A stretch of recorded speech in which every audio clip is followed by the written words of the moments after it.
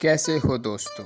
میں ٹھیک ہوں اور میں امید کرتا ہوں کہ آپ میرے اس چینل کو لائک اور سبسکرائب کیے بغیر نہیں جائیں گے، اور میرا کام آپ کو اچھی سے اچھی ویڈیو لا کر دینا ہے۔ اپنی رائے اس ویڈیو پر ضرور دیجیے گا۔ آج کی ویڈیو میں گوتم بدھ کی زندگی کا مختصر تعارف بیان کریں گے۔ گوتم بدھ کا اصل نام شہزادہ سدھارتھ تھا۔ وہ بدھ مت کا بانی ہے، جو دنیائے عظیم مذاہب میں سے ایک ہے۔ سدھارتھ کپل وستو کے راجا کا بیٹا تھا، جو نیپال کی سرحدوں کے نزدیک شمالی ہندوستان کا ایک شہر ہے۔ سدھارتھ، جس کی ذات گوتم اور قبیلہ شاکیہ تھا، نیپال کی موجودہ سرحدوں کے بیچ لمبائی کے مقام پر 563 قبل مسیح میں پیدا ہوا۔ 16 برس کی عمر میں اس کی شادی اس کی ہم عمر امزاد سے ہوئی۔ شاہی محل پر تعیش ماحول میں اس کی پرورش ہوئی، تاہم وہ خود اس ماحول کا ہوگر نہیں ہوا۔ شاہی محل میں پرتعیش ماحول میں اس کی پرورش ہوئی، تاہم وہ خود اس ماحول کا ہوگر نہیں ہوا۔ وہ بے کل رہتا تھا۔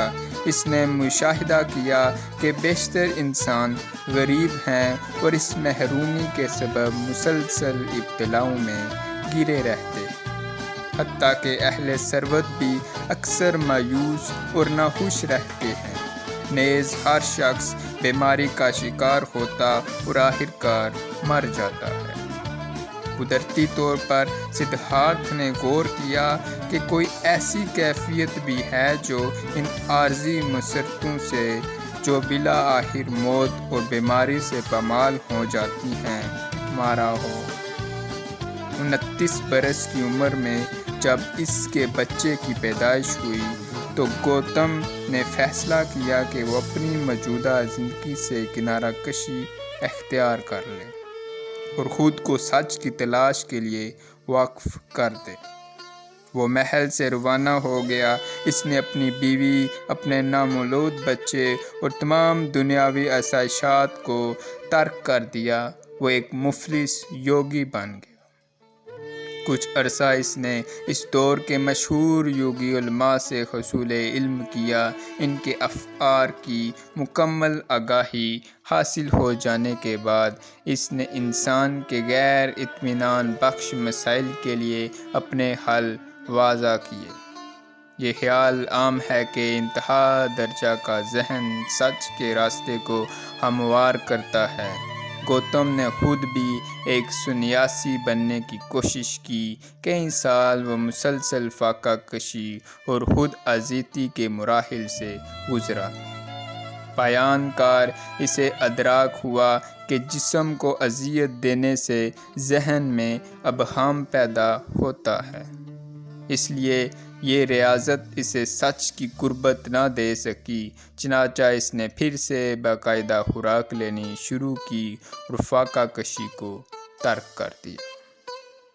خلوت میں اس نے انسانی موجودگی کے مسائل پر استغراق کیا۔ آخر ایک شام جب وہ ایک عظیم الجثہ انجیر کے درخت تلے بیٹھا تھا، اسے اس چستان کے سبھی ٹکڑے باہم یکجا ہوتے محسوس ہوئے۔ سدھارتھ نے تمام رات غور و فکر میں بتائی۔ صبح ہوئی تو اسے انکشاف ہوا کہ اس نے حل پا لیا تھا، اور یہ کہ وہ اب بدھ بن گیا تھا، جس کے معنی ایک اہل بصیرت کے ہیں۔ تب اس کی عمر 45 برس تھی۔ زندگی کے باقی 45 برس اس نے شمالی ہندوستان میں سفر کرنے میں گزارے۔ وہ ان لوگوں کے سامنے اپنے خیالات کا پرچار کرتا جو اسے سنتے آتے تھے۔ 483 قبل مسیح میں اپنی وفات کے سال تک وہ اپنے ہزاروں پیروکار بنا چکا تھا۔ ہرچند کہ اس کے افکار تب لکھے نہیں گئے تھے، اس کے پیلوں نے اس کا حرف یاد رکھا۔ یہ حروف نسل در نسل زبانی طور پر ہی سینہ بہ سینہ منتقل ہوتے رہے۔ بدھ کی بنیادی تعلیمات کو بدھوں کے الفاظ میں 4 اعلیٰ سچائیاں کے عنوان سے سمیٹا جا سکتا ہے۔ اول، انسانی زندگی اپنی جبلی حیثیت میں دکھوں کا مسکن ہے۔ دوم، اس ناخوشی کا سبب انسانی خود غرضی اور خواہش ہے۔ سوم، اس انفرادی خود غرضی اور خواہش کو ختم کیا جا سکتا ہے اور ایسی کیفیت پیدا کی جا سکتی ہے جس میں خواہشات اور آرزوئیں فنا ہو جاتی ہیں۔ چہارم، اس خود غرضی اور خواہش سے فرار کا ذریعہ 8 راست راہیں ہیں، یعنی راست نقطہ نظر، راست سوچ، راست گوئی، راست بازی، راست طرز بدوباش، راست سی اور راست ذہن اور راست فکر۔ اور یہ بات بھی ہے کہ بدھ مت ہر کسی کے لیے اپنی آغوش واقع ہوئے ہے، نہ نسل کا مسئلہ ہے اور نہ ہندوؤں کے برعکس یہاں ذات برادری ہی کچھ اہمیت رکھتی ہے۔ گوتم کی وفات کے بعد ایک عرصہ تک یہ نیا مذہب ذرا سست رفتاری سے پھیلا۔ 3 صدی قبل مسیح میں عظیم ہندوستانی شہنشاہ اشوک نے بدھ مت اختیار کر لیا۔ اس کی پشت پناہی سے ہندوستان بھر میں بدھ مت کے اثرات تیزی سے پھیلے۔ بدھ مت ہندوستان سے باہر بھی مقبول ہوا۔ یہ جنوب میں سیلون تک پھیلا اور مشرق میں برما تک۔ وہاں سے بڑھ کر جنوبی ایشیا میں اس نے اپنے قدم جمائے اور مالیہ تک پھیلا اور پھر آگے علاقے میں سرایت کر گیا، جسے اب انڈونیشیا کہا جاتا ہے۔ بدھ مت کے اثرات شمالی علاقوں میں بھی پیدا ہوئے۔ یہ تبت پہنچا اور آگے شمال کی طرف افغانستان اور وسطی ایشیا تک اس کے پیروکار پھیل گئے۔ اس نے چین میں بھی جگہ بنائی جہاں اسے بڑی پذیرائی ملی۔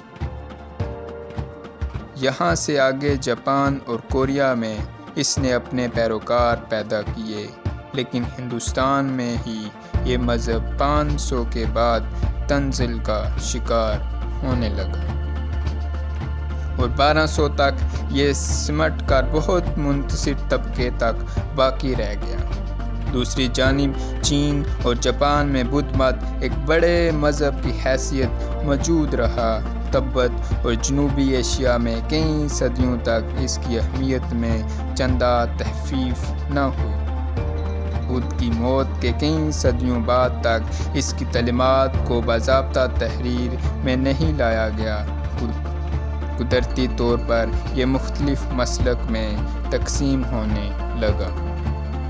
اس کی 2 شاخیں اہم ہیں: تہروید جو جنوبی ایشیا میں مقبول ہے اور جسے مغربی حکماں بدھ کی حقیقی تعلیمات کے قریب ترین مانتے ہیں۔ دوسری شاخ مہایانا کہلاتی ہے، جس کے پیروکار تبت، چین اور شمالی ایشیا میں اکثریت میں ہیں۔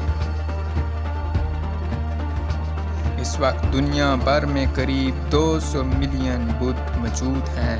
اس کے مقابلے میں مسلمانوں کی تعداد 500 ملین اور عیسائیوں کی 1 بلین سے بھی زیادہ ہے۔